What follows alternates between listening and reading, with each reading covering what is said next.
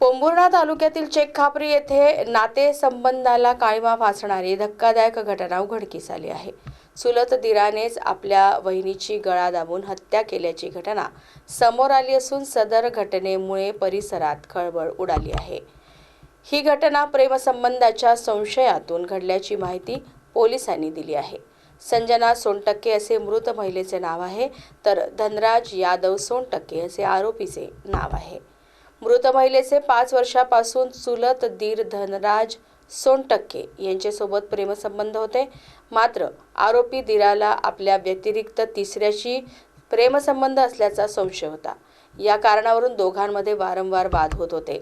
आरोपीने रात्री 11:30 वाजताच्या सुमारास मृतक संजनाला घराजवळच असलेल्या विकास पिद्दुरकर यांच्या शेतात बोलावून वाद घातला व संतापाच्या भरात आरोपीने बहिणीचा गळा दाबून खून करून तो घटनास्थळावरून पसार झाला। दुपारी 3 वाजताच्या सुमारास शेतमालकाला शेतात संजनाचा मृतदेह दिसल्याने घटना उघडकीस आली।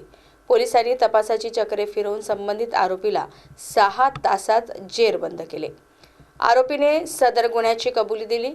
या प्रकरणी पोलिसांनी गुन्हा दाखल करून आरोपीला अटक केली। पुढील तपास ठाणेदार राहुल ठेंगणे करीत आहेत। प्रेमसंबंधात विश्वासघात झाल्याच्या संशयातून घडलेल्या या हत्येमुळे नातेसंबंधातील भीषण रूप पुन्हा एकदा समोर आले आहे।